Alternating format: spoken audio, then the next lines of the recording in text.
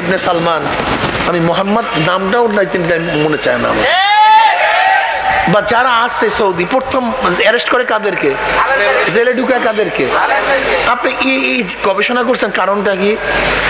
আবু সুফিয়ান রাদিয়াল্লাহু তাআলা আনহু উহুদের যুদ্ধে, আপনারা সবাই জানেন, আবু জাহাল মারা যাওয়ার পরে ইসলামের বিরুদ্ধে যতগুলি যুদ্ধ প্রচারণা করছে প্রত্যেকটা যুদ্ধের নেতৃত্ব প্রদান করছে আবু সুফিয়ান। আবু সুফিয়ান রাদিয়াল্লাহু তাআলা আনহু ফতে মক্কার সময় ইসলাম গ্রহণ করছেন। উহুদের যুদ্ধের নেতা ছিল কে কাফেরের পক্ষে? আবু সুফিয়ান রাদিয়াল্লাহু তাআলা। উম্মে হাবিবা রাদিয়াল্লাহু তাআলা আনহার বাবা উম্মে হাবিবা রাদিয়াল্লাহু তাআলা আনহা, তিনি তার স্বামীর সাথে ওবায়দুল্লাহ জাখাসের সাথে হিজরত করে আবুসিনী হিজরত করছিলেন। পরবর্তী ওবায়দুল্লাহ তো মুরতাদ হয়ে গেছে। এরপরে জনাবে মুহাম্মদ রাসূলুল্লাহ সাল্লাল্লাহু আলাইহি প্রস্তাব দিয়েছিলেন, বিবাহবন্ধনে আবদ্ধ হয়েছিলেন। এখন কি হয়ে গেছে? শ্বশুর হয়ে গেছে।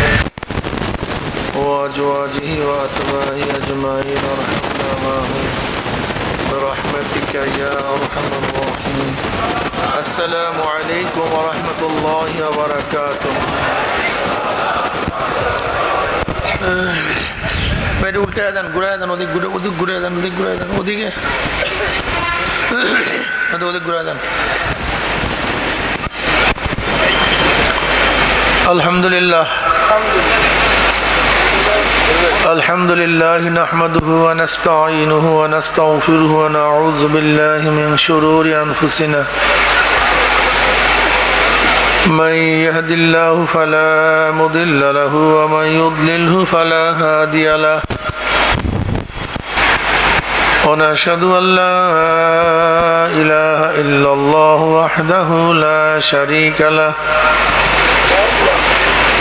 ونشهد أن محمدا عبده ورسوله أما بعد فأعوذ بالله من الشيطان الرجيم بسم الله الرحمن الرحيم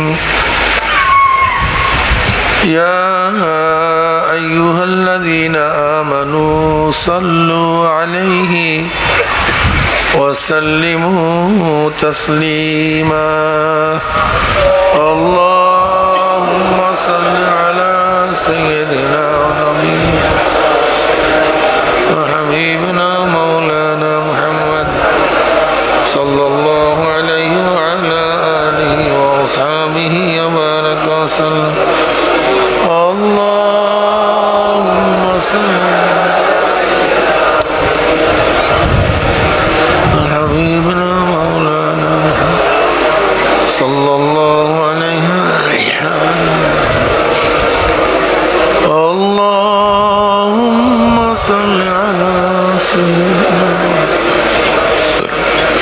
حبيبنا مولانا صلى الله عليه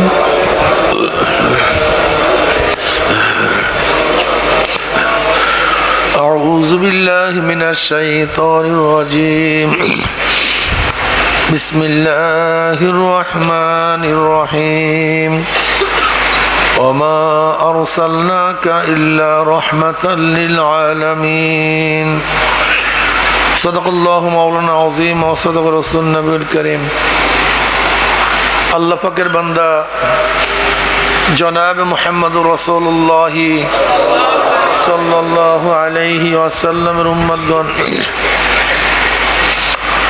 আল্লাহ পাক রব্বুল আলামিন আপনাকে আমাকে ফিতনা ফাসাদের জমানায় যখন তাম দুনিয়ার থেকে ইসলাম মুসলমানকে মিটিয়ে দেওয়ার ষড়যন্ত্র চলতেছে,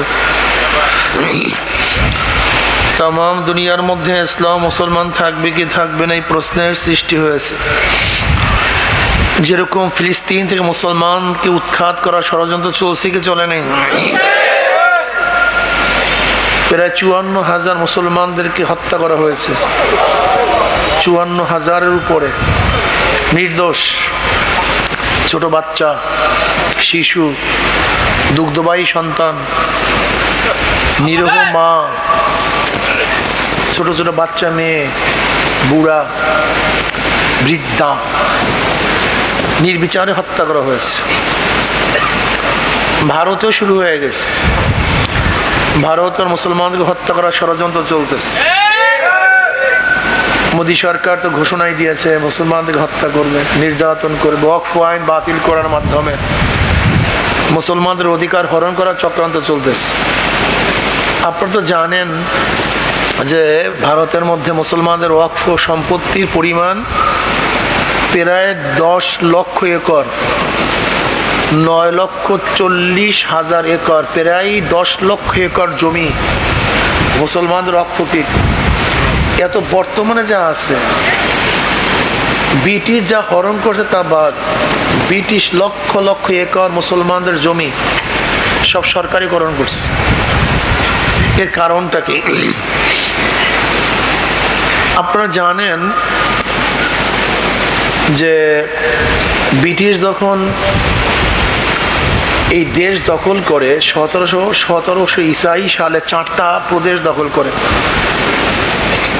1717 ঈসাই সালে 4টা প্রদেশ দখল করে। 1616 ঈসাই সালে প্রথম তারা ইস্ট ইন্ডিয়া কোম্পানির নামে এদেশে আসে দেশ দখল করার জন্য। 1803 ঈসাই সালে তৎকালীন দিল্লির বাদশাহ জাফর থেকে দেশকে দখল করে। যেহেতু ক্ষমতায় ছিল মুসলমান, ব্রিটিশ ক্ষমতা গ্রহণ করছে মুসলমানদের থেকে। আলটিমেটলি তারা জানে আজকে হোক কালকে হোক এদেশ আবার পূর্ণ দখল করে মুসলমান। এর জন্য মুসলমানরা তাদের চরম শত্রু হয়ে গেছে। আপনারা মুনাফিক সম্পর্কে জানেন, মীর জাফর, ঘসিটি বেগম। আসলে এরা তো ছোট মুনাফিক। এরা তো মুনাফিকি করছে বাংলার মধ্যে।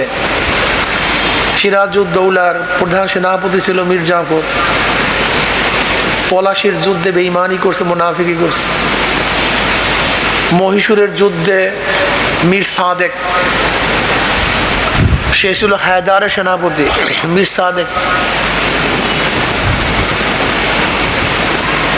হায়দারের সন্তান টিপু সুলতান যখন যুদ্ধ শুরু করছে, এই মীর সাদেক মুনাফিকি করছে।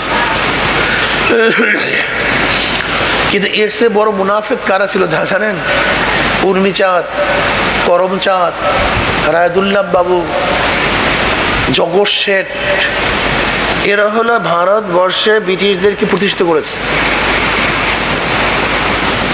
মুসলমানদের উপরে ব্রিটিশটা এমন ক্ষিপ্ত ছিল চিন্তা করতে পারবেন না।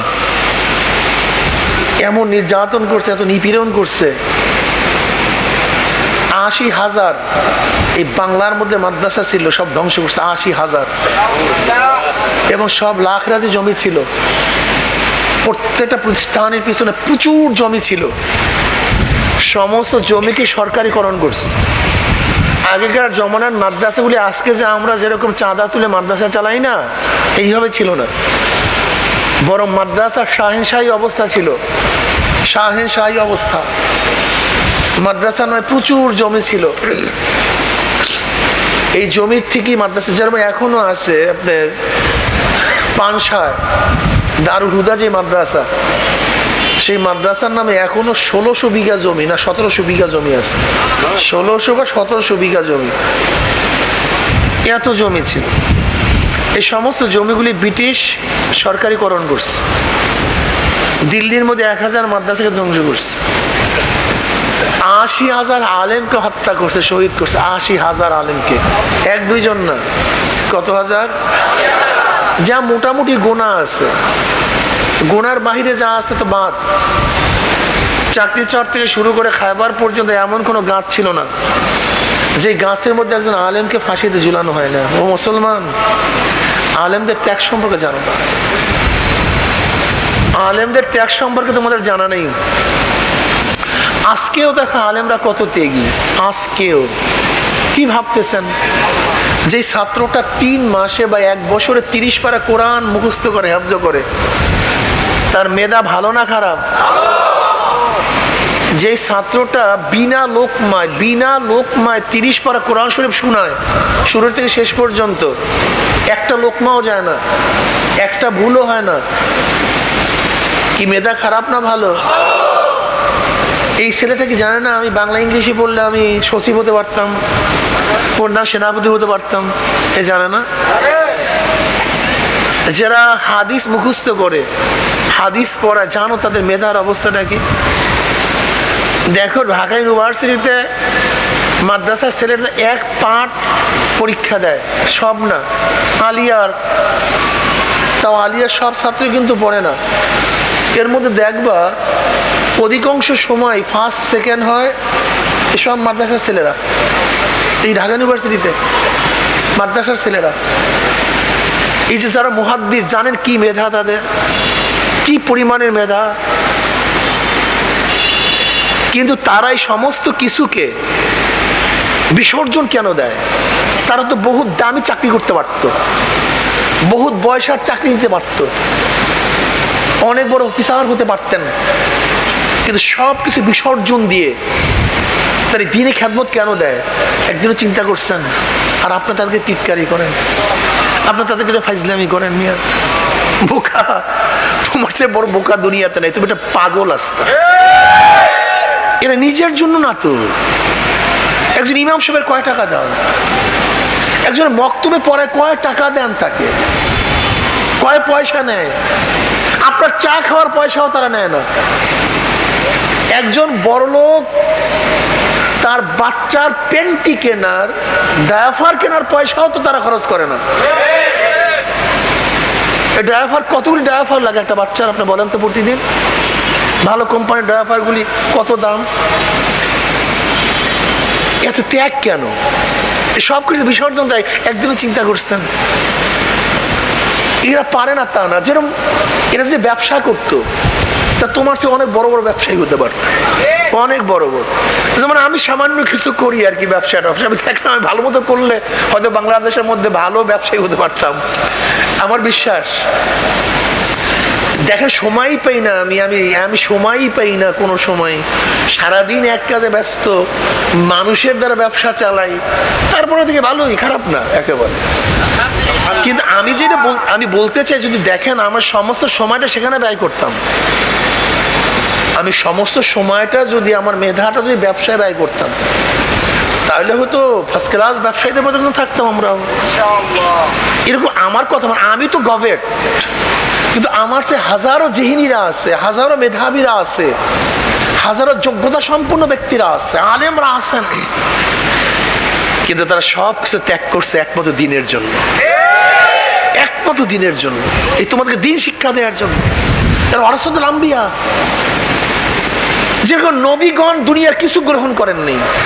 আপনারা জানেন কি জানি না, নবীদের কিন্তু ওই জনাব মুহাম্মদ রাসূলুল্লাহ সাল্লাল্লাহু আলাইহি ওয়াসাল্লামের জমি জামার কোনো ওয়ারিস ছিল না, কারণ তার তো জমিই নেই, তার জমির ভাগ করবে কি?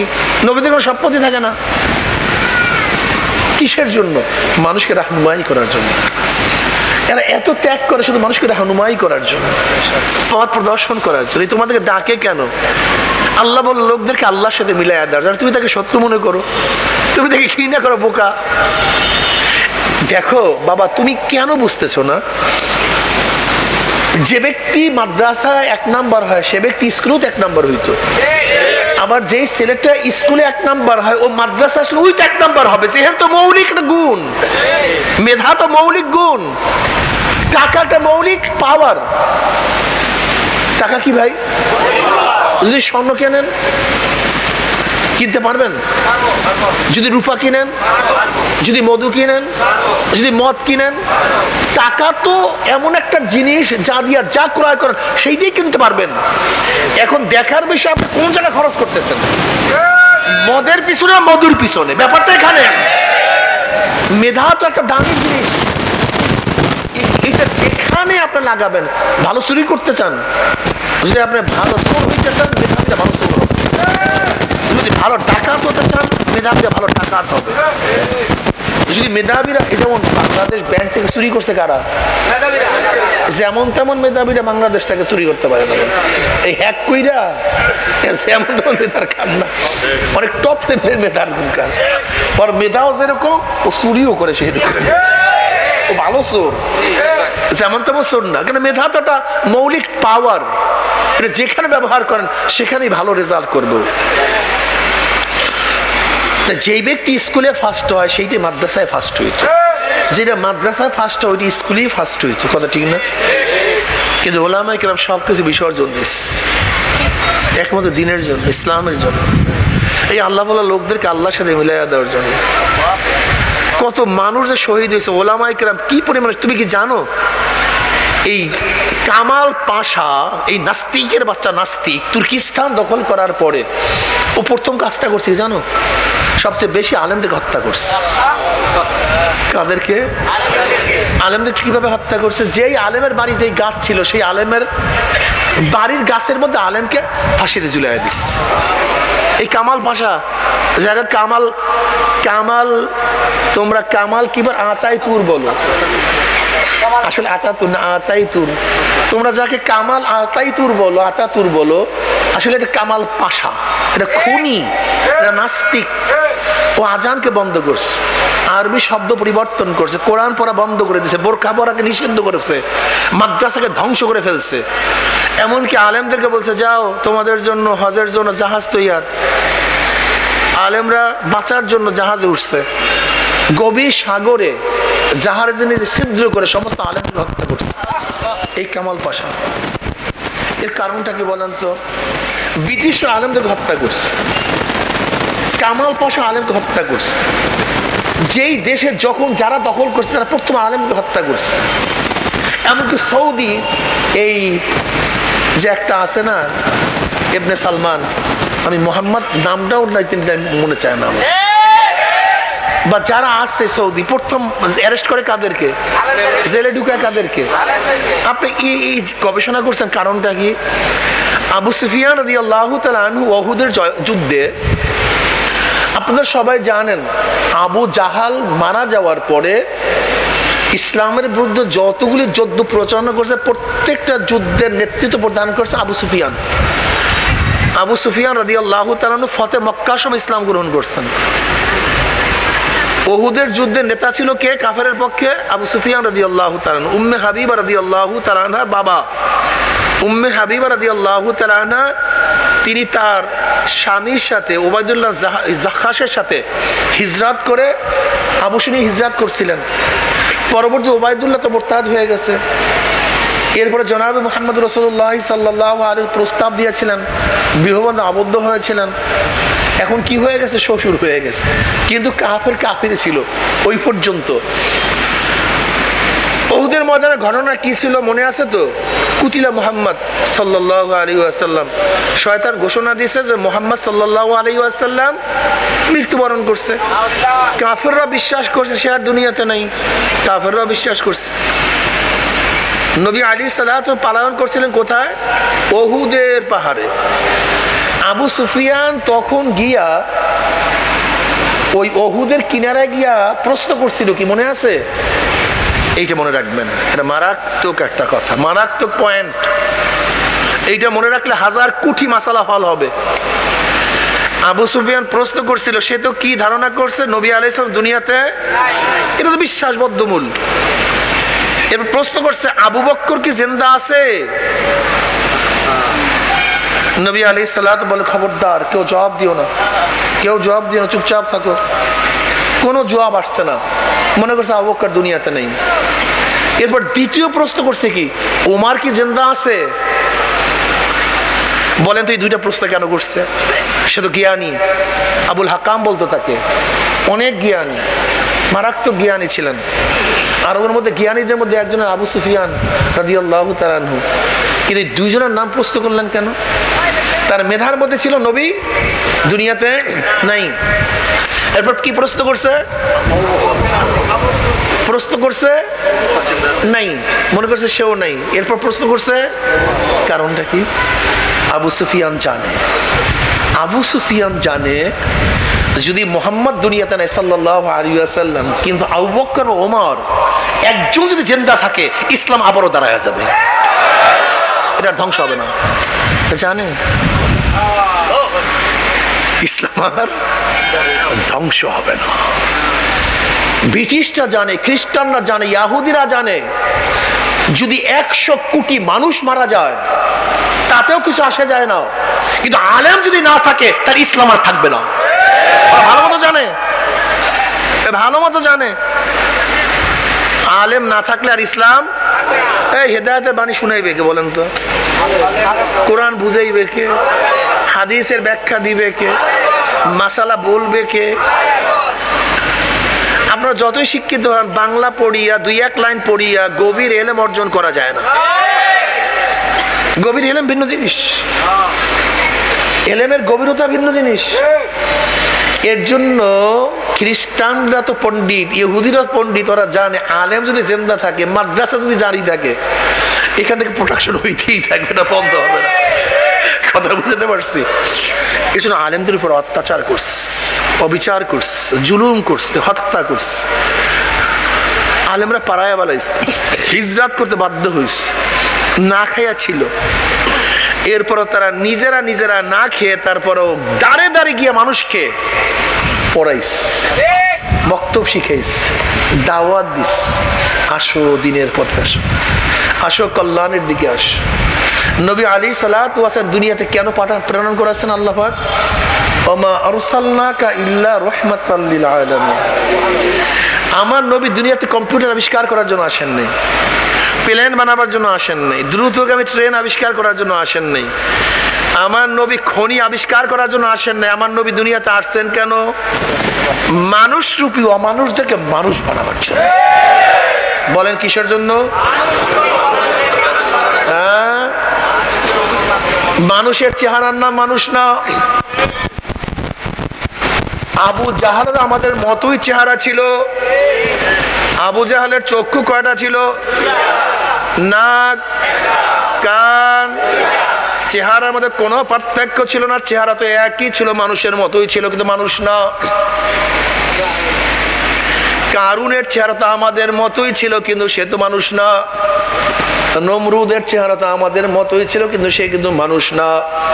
কারুনের চেহারা আমাদের মতোই ছিল, কিন্তু সে তো মানুষ না। আমাদের শয়তান তসলিমা নাসরিনের চেহারা অন্য মেয়েদের মতোই, কিন্তু না ভিন্ন চেহারা, কোনো নাস্তিকদের চেহারা অন্য রকমের চেহারা তো এক।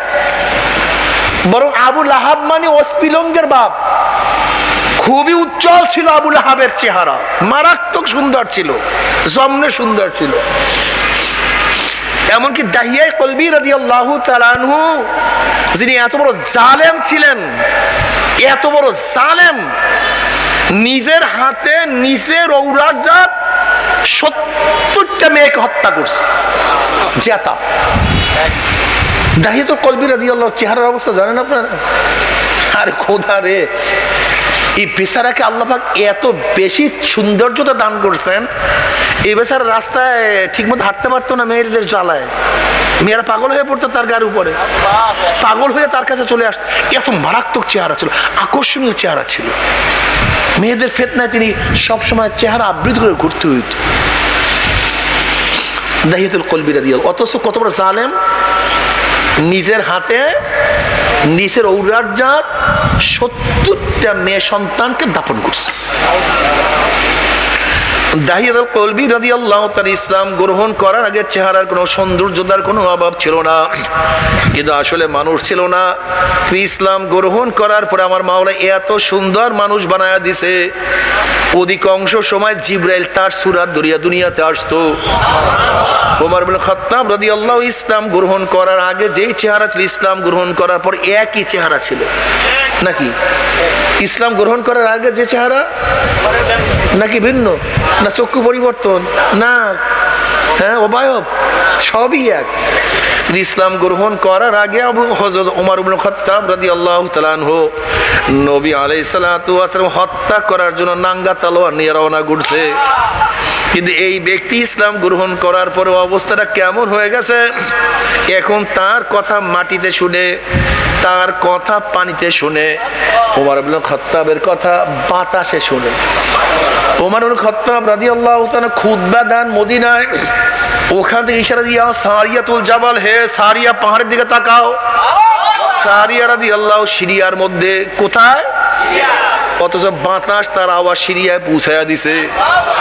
ওমার কথা বলে মদিনায় আওয়াজ পৌঁছিয়া যায় সিরিয়ায়। পুরো খোদারে ওমর ইবনে খাত্তাব রাদিয়াল্লাহু তাআলা চিঠি লেখে নীল নদের কাছে, হে নীল নদ, যদি আল্লাহর হুকুমে জারি হয় আমার চিঠি পাইতে দেরি, জারি হইতে দেরি করবা না। ওই চিঠি পানির মধ্যে পড়তে দেরি, কিন্তু জোয়ার সৃষ্টি হতে দেরি হয় নাই। মদিনার মধ্যে ভূমিকম্প শুরু। ওমর ইবনে খাত্তাব রাদিয়াল্লাহু লাঠি দিয়ে মারবে, থাম মাটি থাম। 19 কি বুঝলেন? মানুষ তো মানুষ, একই চেহারা, একই চেহারা। বেলালে হাবশির মতো কালো মানুষ, কালো কুচ্ছিত, গোলাম জাত গোলাম, নিজেও গোলাম, বাবা গোলাম, দাদাও গোলাম, এক টাকার মালিক না, শিক্ষা দীক্ষা করার কোনো সুযোগ পান নাই, সম্মান ইজ্জত বলতে কিছুই ছিল না। কিন্তু আমার মাওলা এত দামি বানায়া ফেলাইছে, বেলালে হাবশি আজান দেয় জমিনের মধ্যে, 7 তবক আসমান ভেদ করে আওয়াজ চলিয়া যায় আরশের মধ্যে। বেলালে হাবশি হাঁটে জমিনের মধ্যে, চলে জমিনের মধ্যে, পায়ের আওয়াজ আরশের মধ্যে। কিয়ামতের ময়দানে সমস্ত মানুষ উঠবে পায়ে হাঁটিয়া হাঁটিয়া, আর বেলালে হাবশি কিয়ামতের ময়দানে ইজ্জাতের কারণে উঠবে উটের পিঠে চড়িয়া। আরে চেহারার না মানুষ না, বোকা। তা বেলালের কোনো চেহারাই ছিল না, আর সৌন্দর্য না মালিশ না, মানুষ না। আবু লাহাবের সৌন্দর্য তন্তি ছিল না, আসলে কলবের নাম মানুষ। ওমর ইবনে খাত্তাবের চেহারা পরিবর্তন হয় নাই, বেলালে হাবশি রাদিয়াল্লাহু চেহারার কোনো পরিবর্তন হয় নাই, কিন্তু ভিতরে যে কলবটা ছিল অন্ধকার, কলবটা এমন সুন্দর পরিষ্কার, যেই কলব এত সুন্দর স্বচ্ছ হয়ে গেছে, যেই কলবের কারণে আমার মাওলা এত দামি বানায়া ফেলাইছে। আল্লাহ পাক রব্বুল আলামিন ওমর ইবনে খাত্তাবের অনুকূলে কোরআনের বহুত আয়াত নাযিল করিয়া ফেলাইছে। আমার নবী বলছে, আমার পরে কেউ নবী হলো ওমর নবী হয়ে যাইত, যে ওমরকে শয়তান রাস্তায় দেখলে শয়তান ভাগিয়া পালাইয়া যাইত।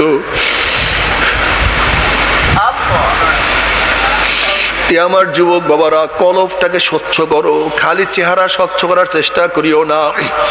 শুধু জামা কাপড় ধোয়ার তালে আসো। অথচ বেলালে হাবশি রাদিয়াল্লাহু তাআলার জামাও তো ঠিক মতো ছিল না। আহলে সুফফা যারা ছিলেন, যারা আহলে সুফফা ছিলেন, তাদের কাপড়ের অবস্থা এরকম করুণ ছিল, নিচের দিকে ঢাকতে গেলে উপরের দিকে খালি হইয়া যাইত, আবার উপরের দিকে ঢাকতে গেলে নিচের দিক খালি হয়ে যাইত। ক্ষুধার্ত ছিল, আহলে সুফফার অনেক ক্ষুধার্ত ছিল, ঠিক মতো কাপড় ছিল না। ওমর ইবনে খাত্তাব রাদিয়াল্লাহু ইন্তেকালের পরে তার জামার মধ্যে 17টা তালি পাওয়া গেছে। যে ওমর অর্ধ জাহানের বাদশা, তার জামার মধ্যে যদি 17টা তালি পাওয়া যায়, তাহলে তোমার আমার জামা কাপড় এই সমস্ত জিনিসে তোমাকে আমাকে দামি বানাইতে পারে না। ইয়াউমা লা ইয়ানফাউ মালু ওয়ালা বানুনা ইল্লা মান আতাল্লাহ বিকলবিন সালিম। কিয়ামতের ময়দানে পোশাকের কোনো মূল্য হবে না, জায়গা জমির কোনো লাভ হবে না, ক্ষমতার কোনো ফায়দা নাই, বংশের কোনো পরিচয় কিয়ামতের ময়দানে চলবে না, না কোনো কিছু কোনো কাজে লাগবে না। ইয়াউমা লা ইয়ানফাউ মালু ওয়ালা বানুনা ইল্লা মান আতাল্লাহ বিকলবিন সালিম। যার কলবটা পরিষ্কার, যার কলবটা স্বচ্ছ, যেই কলবের মধ্যে গুনাহ নাই, আমল নামার মধ্যে গুনাহ নাই, তাকে তাদের নেকের পাল্লা ওজন হইয়া যাবে। ফাআম্মা মান সাকুলাত মাওয়াজিনুহু ফাহুয়া ফি ঈশাতির রাদিয়া। তাদের নেকের পাল্লা ওজন হইয়া যাবে, আমল নামার ডাইন হাতে পড়িয়া যাবে। ফাআম্মা মান উতিয়া কিতাবাহু বিয়ামিনিহি ফায়াকুলু হা উমকরাউ কিতাবিয়া ইন্নী যানানতু আন্নী মুলাকিন হিসাবিয়া ফাহুয়া ফি ঈশাতির রাদিয়া ফি জান্নাতিন আলিয়া কুতুবুহা দানিয়া কুলু ওয়াশরাবু হানিয়াম বিমা আসলাফতুম ফিল আইয়ামিল খালিয়া। যাদের আমল নামার ডাইন হাতে পড়িয়া যাবে, ফি উজুহিমিন নূর, তাদের চেহারা নূরে আলোকিত হয়ে যাবে। ওয়াইন মিনকুম ইল্লা ওয়ারিদুহা কানা আলা রাব্বিকা হাতমান মাকদিয়া সুম্মা নুনাজ্জিল্লাযীনা তাকাউ ওয়া নাযারুয যালিমিনা ফিহা জিসিয়া। ৩০,০০০ বছরের পুলসিরাত চুলের চেয়েও চিকন, তলোয়ারের চেয়েও ধার। বুখারীর মধ্যে রওয়ায়াত আছে, ওই চুলের চেয়েও চিকন, তলোয়ারের চেয়েও ধার অনেক ঈমানওয়ালা আমলওয়ালা এমন হাজারো বান্দাবান্দি হবে। ঈমানওয়ালা আমলওয়ালা হাজারো এরকম অনেক বান্দাবান্দি আল্লাহ পাকের হবে। ওই ৩০,০০০ বছরের পুলসিরাত ১ সেকেন্ডের মধ্যে পাড়ি দিয়া মাওলার জান্নাতে চলিয়া যাবে। বুখারীর মধ্যে রওয়ায়াত আছে, যাদের ঈমান আমল একটু দুর্বল হবে, বাতাসের গতিতে পুলসিরাত পাড়ি দিয়া মাওলার জান্নাতে চলিয়া যাবে। যাদের ঈমান আমল একটু দুর্বল হবে, জোরে চলনওয়ালা ঘোড়ার গতিতে পুলসিরাত পাড়ি দিয়া চলিয়া যাবে। কেউ দৌড়াইয়া, কেউ হাঁটিয়া হাঁটিয়া পুলসিরাত পাড়ি দিয়া চলিয়া যাবে। ওয়ানাযারুয যালিমিনা ফিহা জিসিয়া, ওয়ানাযারুয যালিমিনা ফিহা জিসিয়া। আর যাদের ঈমানের মজবুতি নাই, যাদের ঈমানের মজবুতি নেই, আমলের মজবুতি না, তো আসসালামের বাবা দেখবে তার ছেলে নবী ইব্রাহিম চলিয়া গেছে, বাবা আটকা পড়িয়া গেছে। আবার কত কত ছেলে দেখবে বাবা চলিয়া গেছে, ছেলে আটকা পড়ছে।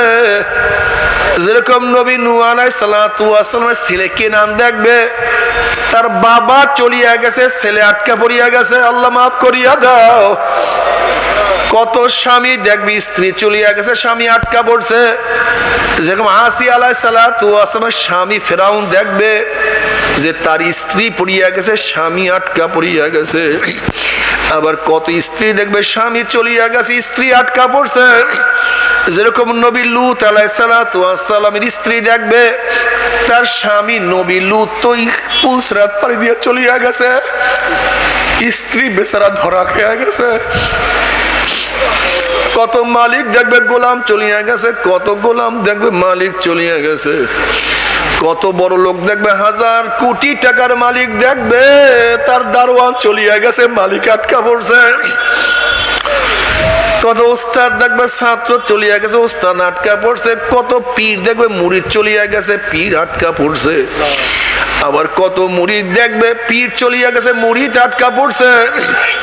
ঈমানের মজবুতি নাই, আমলের মজবুতি নাই। ওই দিকে কিয়ামতের ময়দানে আযাব সহ্য করতে পারবেন, আল্লাহ মাফ করিয়া দাও। কিয়ামতের ময়দানে আযাব এত মারাত্মক, এত কঠিন।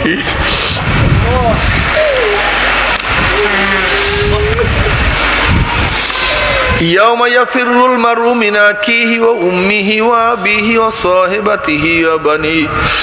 যে কিয়ামতের ময়দানে আপন ভাই ভাই পরিচয় দেবে না, আপন ভাই ভাইয়ের খবর নেবে না, মা ছেলের খবর নেবে না, ছেলেও মায়ের খবর রাখবে না, বাবা ছেলেকে পরিচয় দেবে না, ছেলেও বাবাকে পরিচয় দেবে না। নেতা সব হারাইয়া যাবে, বন্ধু বান্ধব সব ভাগিয়া যাবে। এমনকি বুখারীর মধ্যে রওয়ায়াত আছে, ইয়াকুল ইব্রাহিম খলিলুল্লাহি নাফসি নাফসি, মূসা কালিমুল্লাহি নাফসি নাফসি, ঈসা রূহুল্লাহি নাফসি নাফসি। সবাই বলবে মাওলা আমাকে বাঁচাও, আমাকে বাঁচাও, আমাকে বাঁচাও, আমাকে বাঁচাও। ওই দিকে কিয়ামতের ময়দানে আযাব সহ্য করতে পারবে না। আবার মুমিন মুত্তাকিনদের পুলসিরাত পাড়ি দেখিয়া নাফরমানদের মনের মধ্যে আশা হবে আমরাও পুলসিরাত পাড়ি দিতে পারবো। যখন ঈমান বিহীন, আমল বিহীন হামাগুড়ি হাঁপুড় দিয়ে আস্তে আস্তে আস্তে আস্তে পুলসিরাত উঠবে, অমনি কাটিয়া কাটিয়া পিছলাইয়া পিছলাইয়া ওয়ানাযারু যালিমিনা ফিহা জিসিয়া। দেখবেন নাফরমানরা, জালেমরা উব্বুত হইয়া কাইত হইয়া ধাম ধাম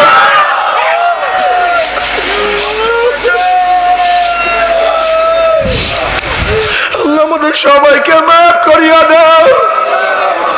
আল্লাহ গোটা দুনিয়ার মানুষদেরকে হেদায়েত দিয়ে দাও, সবাইকে হেদায়েত দিয়ে দাও।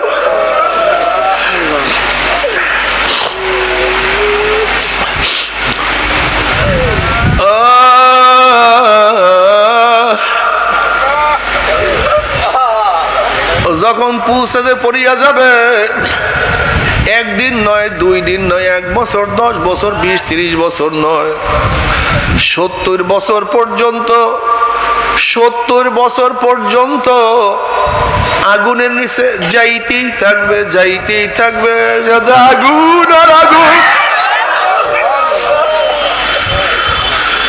ডাইনে আগুন, বামে আগুন, উপরে আগুন, নিচে আগুন। আল্লাহ মাফ করিয়া দাও।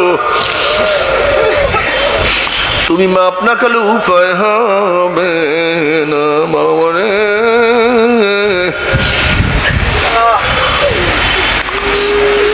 খুব কঠিন, খুব কঠিন, খুব কঠিন। আল্লাহ পাক কালামে পাকের মধ্যে ফরমান, ইয়া আইয়ুহান নাসু তাকু রাব্বাকুম ইন্না যালজালাতাস সাআতি শাইউন আযীম ইয়াওমা তারাউনাহা তাযহালু কুল্লু মুরদিআতিন আম্মা আরদাত ওয়া তাদাউ কুল্লু যাতি হামলিন হামলাহা ওয়া তারান নাসা সুকারা ওয়া মা হুম বিসুকারা ওয়ালাকিন আযাবাল্লাহি শাদীদ। কিয়ামতের বিভীষিকা ভয় এত মারাত্মক, গর্ভবতী মহিলাগুলো তাদের গর্ভ খালাস করিয়া ফেলাইবে, হুঁশ থাকবে না। দুগ্ধবাহী বাচ্চাকে মা ভুলিয়া যাবে, বাচ্চার কথা মনে থাকবে না। মানুষগুলি বেহুশ বেহুশ বেহুশ হয়ে ঘুরতে থাকবে।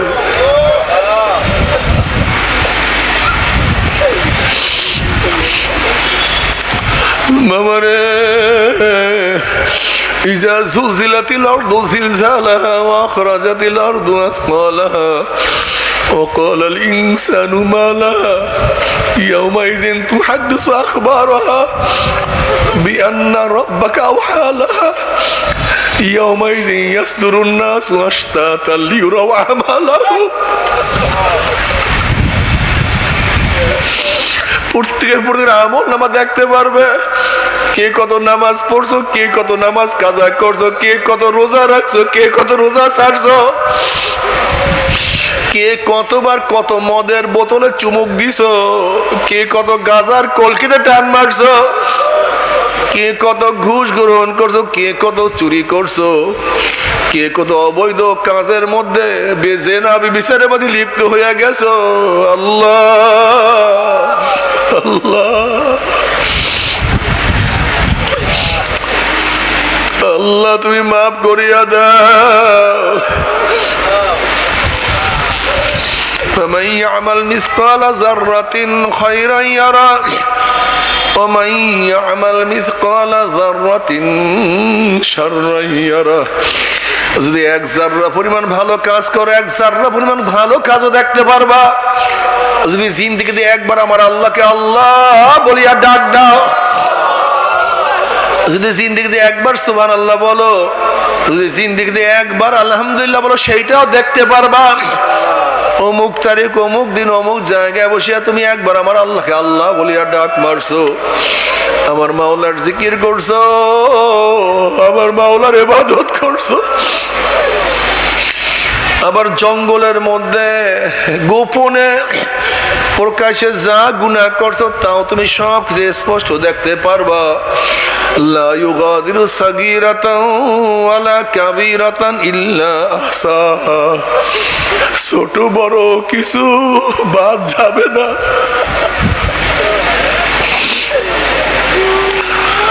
ও যুবক বাবারা, ও মুরব্বী বাবারা, আজকে শরীরকে কত সুন্দর সাজাইলা, কত আতর, কত গোলাপ, কত সাবান, কত পারফিউম, কত সেন্ট মাখলা। আল্লাহ না করুক যে শরীরের মধ্যে গুর্জের বাড়ি শুরু হইয়া যায়, যদি শরীরের মধ্যে পচন শুরু হইয়া যায়।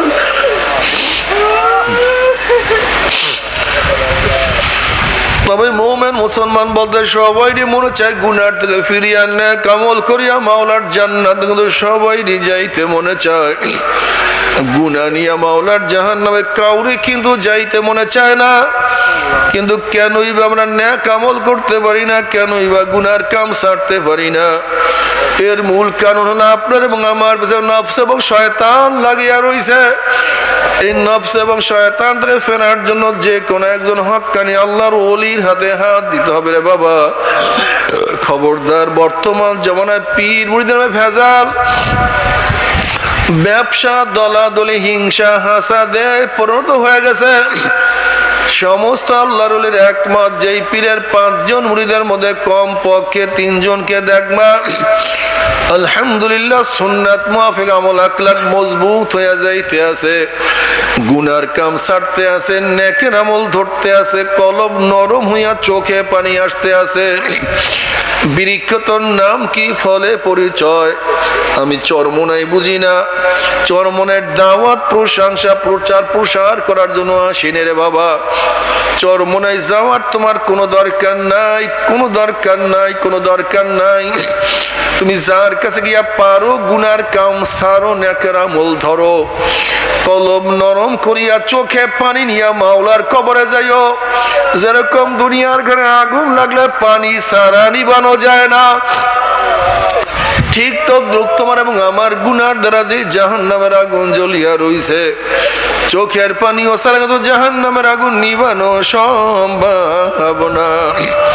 কাজে আমার জন্য দোয়া চাই, আমিও দোয়া করি, সবাই সবার জন্য প্রাণ খুলিয়া দোয়া করো, যেন কিয়ামতের ময়দানে গলাগলি বাঁধিয়া বলে একসাথে জান্নাতে যাওয়ার তৌফিক দিয়া দেয়।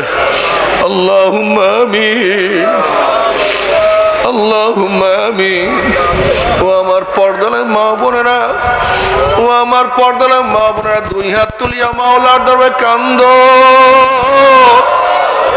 আর মাওলার কাছে মাপ চাও। আল্লাহ গুনাহগার বান্দা, গুনার বোঝা মাথা নিয়ে তোমার শাহী দরবারে হাত তুললাম রে মাওলা। আল্লাহ, আমরা যতই নামাজ কাজা করি না কেন, আমরা যতই রোজা ছাড়ি না কেন, আল্লাহ আমরা যতই কবিরা গুনাহ করি না কেন, আমরা যতই গুনার পাহাড় করি না কেন, তোমার রহমতের চেয়ে বেশি গুনাহ করতে পারি না।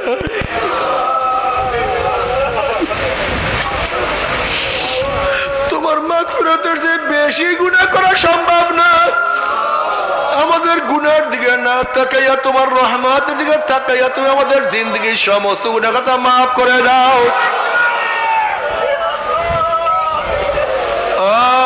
আল্লাহ মাফ করবাই না, ক্ষমা করবাই না। সন্তান অন্যায় করিয়া বাবার কাছে মাপ না পাইলে মার কাছে মাপ পাওয়ার আশা করে, ভিক্ষুক এক দরজায় ভিক্ষা না পাইলে অন্য দরজায় ভিক্ষা পাওয়ার আশা করে। আমরা তোমার দুয়ারের ভিক্ষু, তুমি ধাক্কাইয়া দাও, তারাইয়া দাও, আর তো কোনো দরজা নাই, আর তো কোনো দুয়ার নেই। আল্লাহ,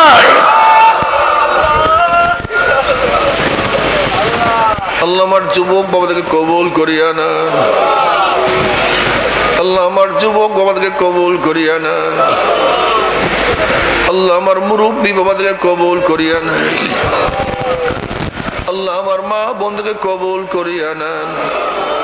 আল্লাহ আমরা যারা হাত তুললাম জানি না কার মা নাই, বাবা নাই, স্ত্রী নাই, স্বামী নাই, সন্তান নাই, দাদা নাই, দাদু নাই, নানা নাই, নানু নাই। আল্লাহ যত মুমিন মুমিনাত, যত মুজাহিদরা কবরে শুয়ে সবার কবর আযাবকে আপনি মাফ করে দেন। ইয়া আল্লাহ, খাস করে আমাদের শায়েখ ও মুর্শিদের কবরকে জান্নাতের বাগিচা বানায় দেন। মা দাদা সহ তামাম দুনিয়ার মাশায়েখদের মাকামকে জান্নাতে বুলন্দ করে দেন।